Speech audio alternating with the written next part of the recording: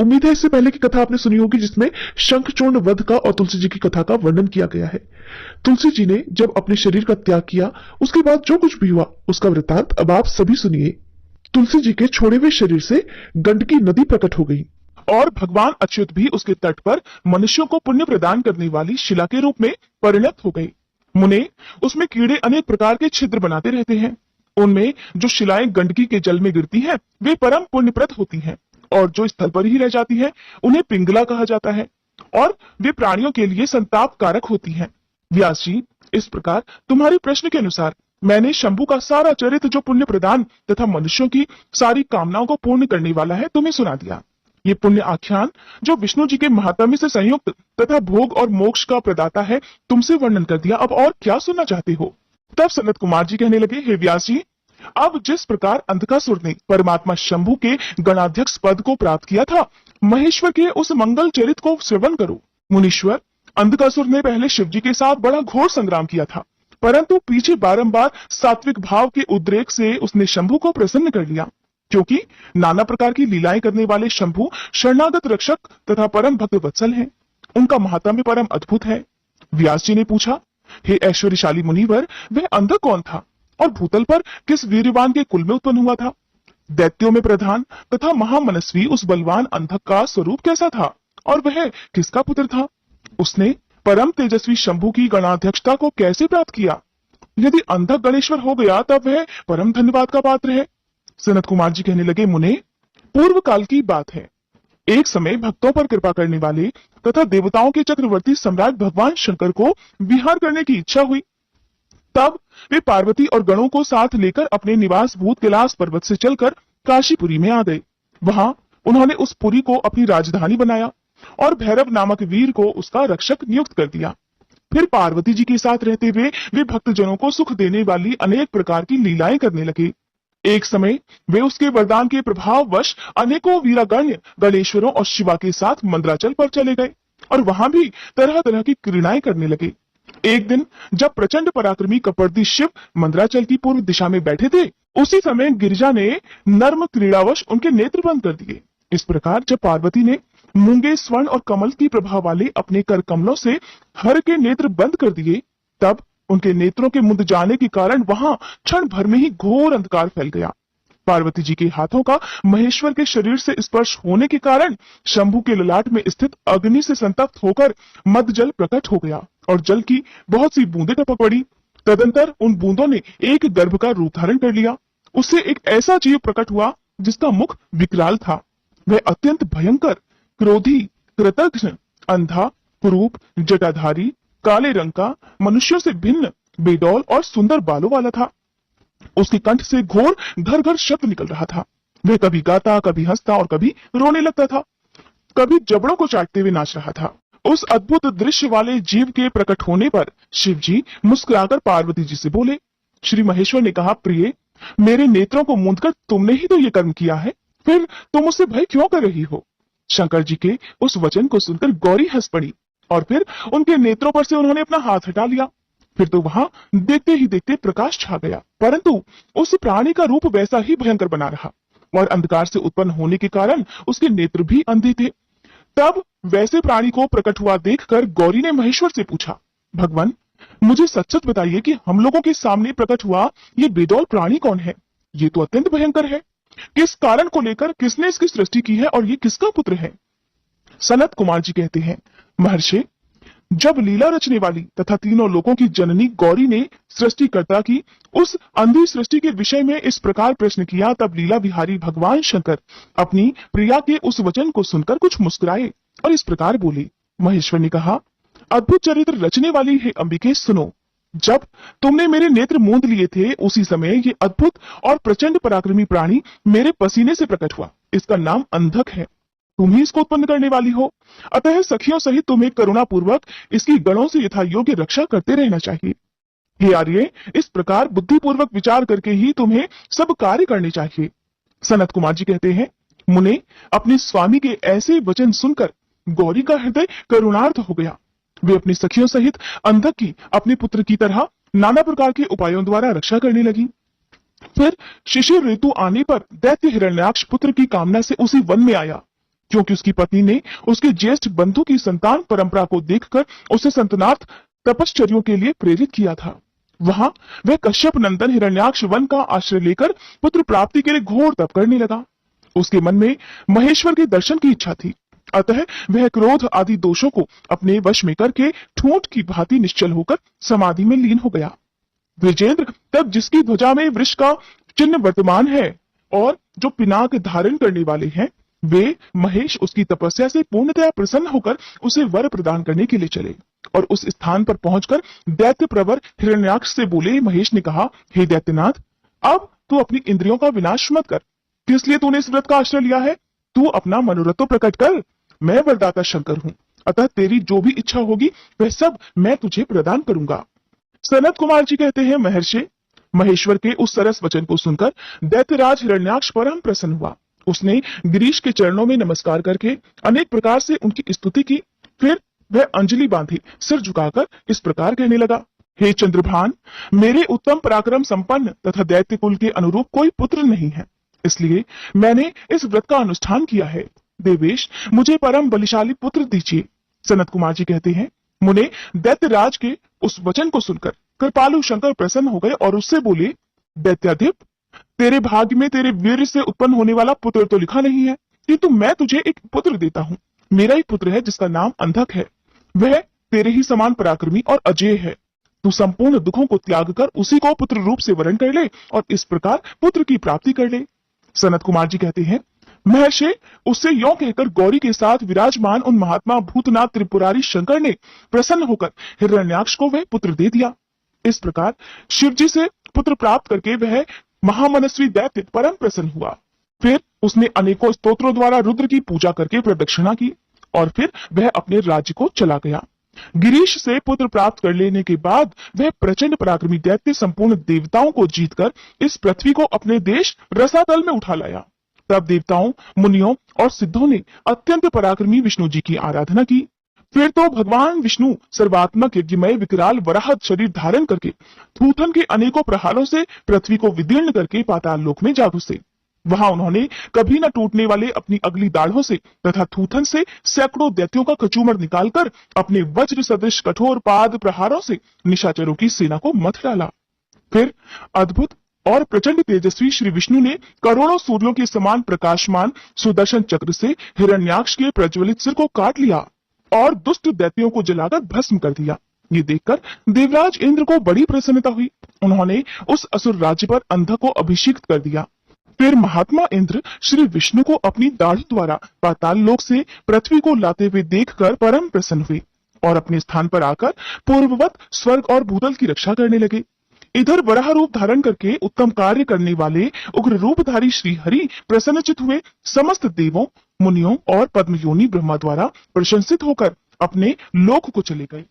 इस प्रकार वराह रूपधारी विष्णु जी द्वारा असुरराज हिरण्याक्ष के मारे जाने पर समस्त देव, मुनि तथा अन्यान्य जीव सभी प्रसन्न और सुखी हो गए।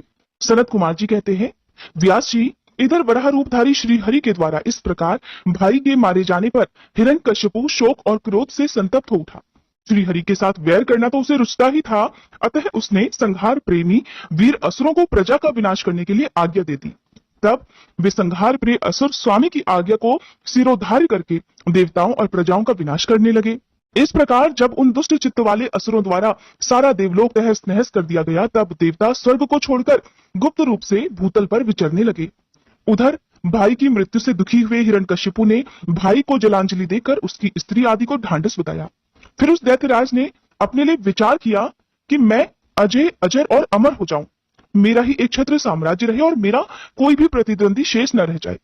ऐसी धारणा बनाकर वह मंदराचल पर चला गया और वहां एक गुफा में अत्यंत घोर तपस्या करने लगा। उस समय वह पैर के अंगूठे के बल खड़ा हुआ था।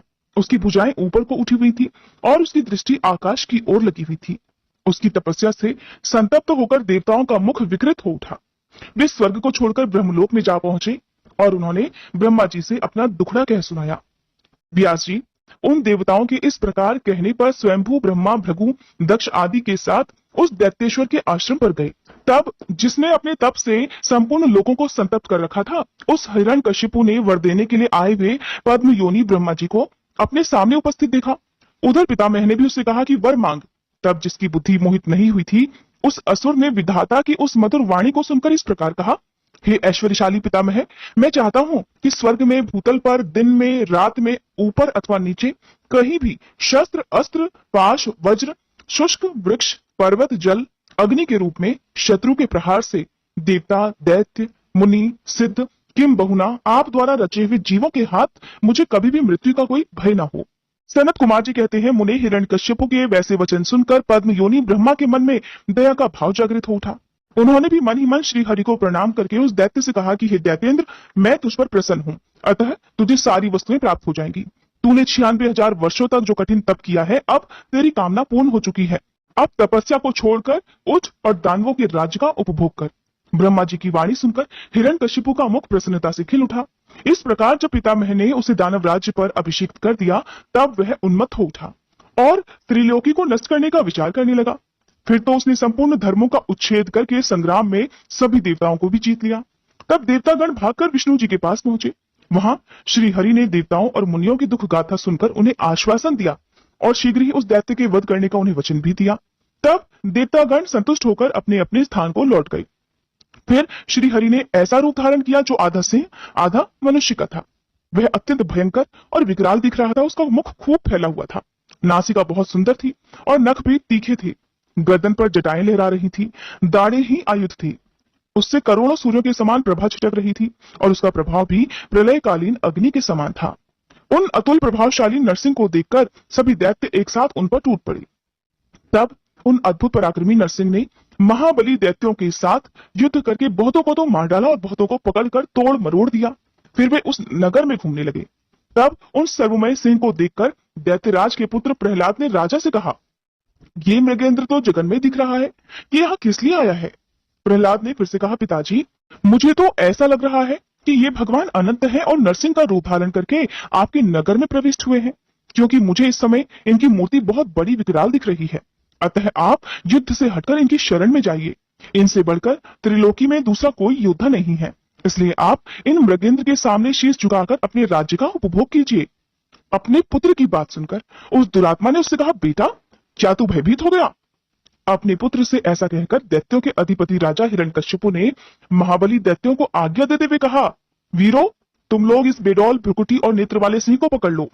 तब स्वामी की आज्ञा से उन मृगेंद्र को पकड़ने की इच्छा से वे सभी बड़ी बड़ी दैत्य रणभूमि में घुसे। परंतु जैसे रूप की अभिलाषा से अग्नि में प्रवेश करने वाले पतंगे जल भुन जाते हैं, ठीक उसी तरह वे सब के सब क्षण भर में ही जलकर भस्म हो गए। दैत्यों के भस्म हो जाने पर भी वह दैत्यराज संपूर्ण शस्त्र, अस्त्र, शक्ति, रिष्टि, पाश, अंकुश और पावक आदि से उन मृगेंद्र के साथ लोहा लेता ही रहा।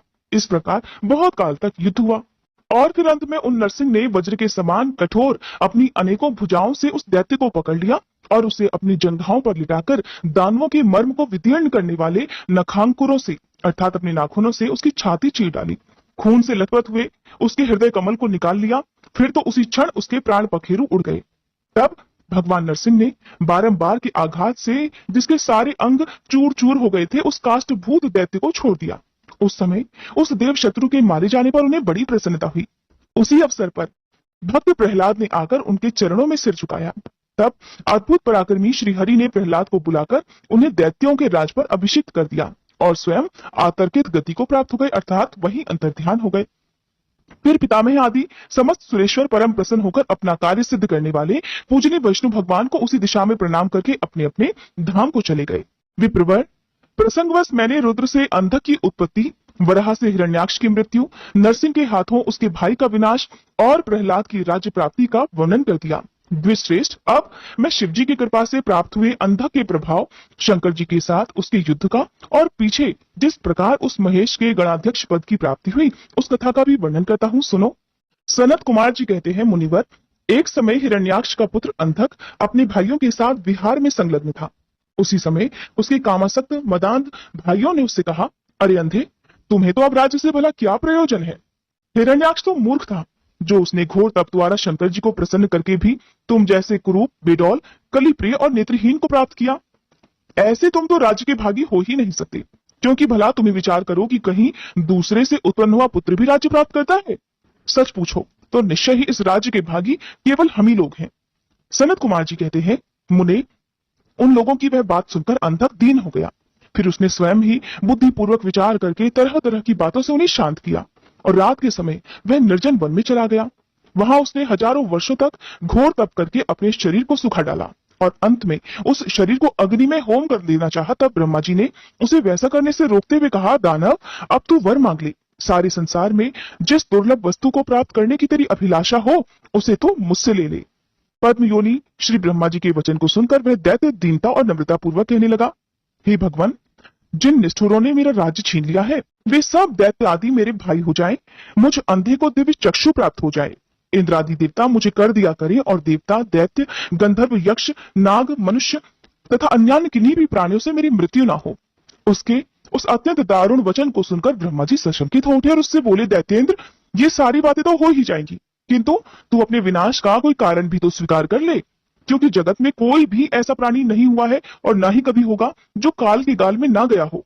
फिर तुझ जैसे सत्पुरुषों को तो अत्यंत लंबे जीवन का विचार त्याग ही देना चाहिए। ब्रह्मा जी के इस अनुनय भरे वचन को सुनकर वह दैत्य पुनः बोला, हे प्रभु, तीनों कालों में जो उत्तम, मध्यम और नीच नारियां होती हैं, उन्हीं नारियों में कोई रत्नभूता नारी मेरी भी जननी होगी। वह मनुष्य लोक के लिए दुर्लभ तथा शरीर, मन और वचन से भी अगम्य है। उसमें राक्षस भाव के कारण जब मेरी काम भावना उत्पन्न हो जाए, तभी मेरा नाश हो जाए। उसकी बात सुनकर स्वयंभू भगवान ब्रह्मा जी को महान आश्चर्य हुआ। वे शंकर जी के चरण कमलों का स्मरण करने लगे। तब शंभु की आज्ञा पाकर वे उस अंधक से बोले, दैत्यवर, तू जो कुछ चाहता है वो सभी तेरे सकाम वचन पूर्ण होंगे। दैत्येंद्र, अब उठ, अपना अभीष्ट प्राप्त कर और सदा वीरों के साथ युद्ध करता रहे। ब्रह्मा जी के वचन सुनकर अंधक फिर कहने लगा, हे विभो, जब मेरे शरीर में नसें और हड्डियां मात्र ही शेष रह गई हैं, तब भला इस देह से शत्रु सेना में प्रवेश करके मैं कैसे युद्ध कर सकूंगा। अतः अब आप अपने पवित्र हाथों से मेरा स्पर्श करके इस शरीर को मांसल भी बना दीजिए। सनत कुमार जी कहते हैं, महर्षि, अंधक की प्रार्थना सुनकर ब्रह्मा जी ने अपने हाथ से उसके शरीर का स्पर्श किया और फिर वे मुनिगणों तथा सिद्ध समूहों से भली भांति पूजित होकर देवताओं के साथ अपने धाम को चले गए। ब्रह्मा जी के स्पर्श करते ही उस दैत्यराज का शरीर भरा पूरा हो गया, जिसमें उसमें बल का संचार हो आया और नेत्रों की प्राप्ति भी हो जाने से वह सुंदर दिखने लगा। अब वह बड़ी प्रसन्नता के साथ अपने नगर में उसने प्रवेश किया। उस समय प्रहलाद आदि श्रेष्ठ दानवों ने जब उसे वरदान प्राप्त करके आया हुआ जाना, तब वे सारा राज्य उसे समर्पित करके उसके वशवर्ती भृत्य हो गए। तदंतर अंधक सेना और भृत्य वर्ग को साथ लेकर स्वर्ग को जीतने के लिए वह गया। वहां संग्राम में सभी देवताओं को पराजित करके उसने वज्रधारी इंद्र को अपना करद बना लिया। उसने यत्र तत्र बहुत से युद्ध लड़कर नागों, सुपर्णों, श्रेष्ठ राक्षसों, वृक्षों, सिंहों, समस्त जितने भी चौपाए थे उन्हें भी जीत लिया। दैत्यराज अंधक सदा दुष्टों का ही संग करता था। उसकी बुद्धि मद से अंधी हो गई थी, जिससे उस मूढ़ को इसका कुछ भी ज्ञान नहीं रह गया था कि परलोक में आत्मा को सुख देने वाला भी कोई कर्म करना चाहिए। वह धन के मद से अभिभूत होकर वेद, देवता, ब्राह्मण और गुरु आदि किसी को भी नहीं मानता था। प्रारब्धवश उसकी आयु समाप्त हो चुकी थी। इसी से वह स्वेच्छाचार में प्रवृत्त होकर व्यर्थ में ही अपनी आयु के शेष दिन गंवाता हुआ रमण कर रहा था। उस दानव श्रेष्ठ के 3 मंत्री थे, जिसका नाम था दुर्योधन, वैधस और हस्ती। एक समय उन तीनों ने उस पर्वत के किसी रमणीय स्थान पर एक परम रूपवती नारी को देखा। उसे देखकर वे शीघ्रगामी श्रेष्ठ दैत्य हर्ष मगन होकर तुरंत ही महादैत्यपति वीरवर अंधक के पास पहुंचे और बड़े प्रेम से उस देखी हुई घटना का वर्णन करने लगे। मंत्रीगण कहने लगे, दैत्येंद्र, यहाँ एक गुफा के भीतर हमने एक मुनि को देखा है। ध्यानस्थ होने के कारण उसके नेत्र बंद हैं। वह बड़ा रूपवान है। उसके मस्तक पर अर्धचंद्र की कला अपनी छटा बिखेर रही है और कमर में गजेंद्र की खाल बंधी हुई है। बड़े बड़े नाग और उसके सारे शरीर में लिपटे रहते हैं। खोपड़ियों की माला ही उस जटाधारी का आभूषण है। उसके हाथ में त्रिशूल है और एक विशाल धनुष, बाण और तोड़ेण भी वह धारण किए है। उसका अक्षसूत्र स्पष्ट दिख रहा है। उसकी 4 भुजाएं तथा लंबी लंबी जटाएं हैं। वह खड्ग, त्रिशूल और लकुट धारण किए हुए है। उसकी आकृति अत्यंत गौर है और उस पर भस्म का अनुलेप लगा हुआ है। वह अपने उत्कृष्ट तेज से सुशोभित हो रहा है। इस प्रकार उस श्रेष्ठ तपस्वी का सारा वेश ही अद्भुत है। उससे थोड़ी ही दूर पर हे दैत्येंद्र, हमने एक और पुरुष को देखा है, जो विकराल वानर सा है। उसका मुख बड़ा भयंकर है। वह सभी आयुध धारण किए हुए है, परंतु उसका हाथ रुक्ष है। वह उस तपस्वी की रक्षा में तत्पर है। उसके पास ही एक बूढ़ा सफेद रंग का बैल भी बैठा हुआ है। उस बैठे हुए तपस्वी के पार्श्वभाग में हमने एक शुभ लक्षण संपन्न नारी को भी देखा है। वह भूतल पर रत्न रूपा है। उसका रूप बड़ा ही मनोहर है। तरुणी होने के नाते वह मन को भी मोह लेती है। मूंगे, मोती, मणि, स्वर्ण, रत्न और उत्तम वस्त्रों से वह सुसज्जित है। उसके गले में सुंदर मालाएं लटक रही है। कहते हैं कि जिसने उसे एक बार देख लिया उसी का नेत्र धारण करना सफल है। फिर उसे इस लोक में अन्य वस्तुओं के देखने से भला कोई प्रयोजन भी नहीं रह जाता। सनत कुमार जी कहते हैं, मुनिश्रेष्ठ, मंत्रियों के उन वचनों को सुनकर दैत्यराज अंधक कामातुर हो उठा। उसके सारे शरीर में कंपन छा गया। फिर तो उसने तुरंत ही दुर्योधन आदि को उस मुनि के पास भेजा। मंत्रियों ने वहां जाकर मुनीश्वर को प्रणाम करके उनसे अंधकासुर का संदेश कहा और बदले में शिवजी का उत्तर सुनकर वे लौटकर अंधक से इस प्रकार बोली, राजन, आप तो संपूर्ण दैत्यों के स्वामी हैं, फिर भी उस महान पराक्रमी वीरवर तपस्वी मुनि ने अपनी बुद्धि से त्रिलोकी को तृण के समान समझकर हंसते हुए आपके लिए ऐसी बात कही है कि उस निशाचर का शौर्य और धैर्य अस्थिर है। वह दानव, कृपण, सत्वहीन, क्रूर, कृतज्ञ और सदा ही पाप कर्म करने वाला है। क्या उसे सूर्यपुत्र यम का भी भय नहीं है? अगर तुझ में कुछ भी सामर्थ्य है तो युद्ध के लिए तैयार हो जा और आकर कुछ अपनी करतूत तो दिखा। मेरे पास तुझ जैसे पापियों का विनाश करने वाला वज्र सरीखा भयंकर शस्त्र है और तेरा शरीर तो कमल के समान कोमल है। ऐसी दशा में विचार कर, तुझे जो कुछ भी रुचिकर लगता हो वह कर। सनत कुमार जी कहते हैं, मुनिवर, मंत्रियों की बात सुनकर माता पार्वती पर मोहित हुआ वह कामांध राक्षस विशाल सेना को साथ लेकर चल दिया और वहां पहुंचकर नंदीश्वर से युद्ध करने लगा। बड़ा भयानक युद्ध हुआ। उस समय युद्ध स्थल में मांस, मज्जा और रक्त की कीच मच गई। वहां सिर कटे हुए धड़ नाच रहे थे। कच्चा मांस खाने वाले जानवर चारों ओर व्याप्त हो गए थे, जिससे वह दृश्य बड़ा भयंकर लग रहा था। थोड़ी ही देर में दैत्यगण तो भाग खड़े हुए। तब पिनाकधारी भगवान शंकर दक्ष कन्या सती को भली भांति धीरज बताते हुए बोले, प्रिय, मैंने जो पहले अत्यंत भयंकर महान पाशुपत व्रत का अनुष्ठान किया था, उसमें रात दिन तुम्हारे प्रसंगवश जो हमारी सेना का विनाश हुआ है, ये विघ्न सा आ पड़ा है। देवी, मरण धर्मा प्राणियों का जो अमरों पर आक्रमण हुआ है, वह मानव पुण्य का विनाश करने वाला कोई ग्रह प्रकट हुआ है। अतः अब मैं पुनः किसी निर्जन वन में जाकर उस परम अद्भुत दिव्य व्रत की दीक्षा लूंगा और उस कठिन व्रत का अनुष्ठान करूंगा। सुंदरी, तुम्हारा शोक और भय दूर हो जाना चाहिए। सनत कुमार जी कहते हैं, मुने, इतना कहकर उग्र प्रभाशाली महात्मा शंकर धीरे से अपना सिंगा बजाकर एक अत्यंत भयंकर पावन वन में चले गए। वहां वे 1000 वर्षों के लिए पाशुपत व्रत के अनुष्ठान में तत्पर हो गए। इस व्रत का निभाना देवों और असुरों की शक्ति के बाहर है। इधर शील गुण से संपन्न पतिव्रता देवी पार्वती मंदराचल पर ही रहकर शिवजी के आगमन की प्रतीक्षा करती रहती थी। यद्यपि पुत्र स्थानीय वीरकगण उनकी सुरक्षा में तत्पर थे, फिर भी उस गुह्य के भीतर अकेली रहने के कारण वे सदा भयभीत रहती थीं, जिससे उन्हें बड़ा दुख होता था। इसी बीच वरदान के प्रभाव से उन्मत्त हुआ वह दैत्य अंधक, जिसका धैर्य कामदेव के बाणों से छिन्न भिन्न हो उठा था, अपने मुख्य योद्धाओं को साथ लेकर पुनः उस गुफा पर चढ़ आया। वहां सैनिकों सहित उसने वीरकगण के साथ अत्यंत अद्भुत युद्ध किया। उस समय सभी वीरों ने अन्न, जल और नींद का परित्याग कर दिया था। इस प्रकार वह युद्ध लगातार 505 दिन रात तक चलता रहा। अंत में दैत्यों की भुजाओं से छूटे हुए आयुधों के प्रहार से नंदीश्वर का शरीर घायल हो गया, जिससे वे गुह्य द्वार पर ही गिर पड़े और मूर्छित हो गए। उनके गिरने से गुहा का सारा दरवाजा ही ढक गया, जिससे उसका खोला जाना असंभव था। फिर दैत्यों ने ही 2 घड़ी में सारे वीरगण को अपने अस्त्र समूहों से आच्छादित कर दिया। तब पार्वती जी ने भगवान विष्णु और ब्रह्मा जी का स्मरण किया। स्मरण करते ही ब्राह्मी, नारायणी, ऐन्द्री, वैश्वानरी, याम्या, नैऋति, वारुणी, वायवी, कौबेरी, यक्षेश्वरी, गारुणी आदि देवियों के रूप में समस्त देवता यक्ष, सिद्ध, गुह्यक आदि शस्त्रों से सुसज्जित होकर अपने अपने वाहनों पर सवार होकर पार्वती जी के पास आ पहुंचे और राक्षसों के साथ भिड़ गए। कुछ समय बाद भगवान शिव भी वहां आ गए। फिर तो घोर युद्ध हुआ। तदंतर शुक्राचार्य जी को संजीवनी विद्या के द्वारा दैत्यों को जीवित करते देख भूतनाथ शिव जी उनको ही निकल गए। इससे दैत्यों की शक्ति क्षीण हो गई। व्यास जी, अंधक महान पराक्रमी वीर और त्रिपुर हंता शिव जी के समान ही बुद्धिमान था। सैकड़ों वरदान मिलने के कारण वह उन्माद के वशीभूत हो रहा था। फिर भी शिवजी पर विजय पाने के लिए उसने दूसरी माया रची। जब प्रलयकालीन अग्नि के समान शरीर धारण करने वाले भूतनाथ त्रिपुरारी शंकर ने अपने त्रिशूल से उसे बुरी तरह छेद डाला, तब भूतल पर गिरे हुए उसके रक्त कणों से यूथ के यूथ अंधक प्रकट हो गए और उनसे सारी रणभूमि व्याप्त हो गई। तब आक्रांत होकर भगवान विष्णु ने प्रमदगण शिवजी को बुलाकर योग बल से एक ऐसा अजय स्त्री रूप धारण किया, जिसका मुख विकृत था और रूप उग्र, विकराल और कंकाल मात्र था। वह स्त्री रूप शंभु के कान से निकला था। जब उन देवी ने रणभूमि में उपस्थित होकर अपने युगल चरणों से पृथ्वी को अलंकृत किया, तब सभी देवतागण उनकी स्तुति करने लगे।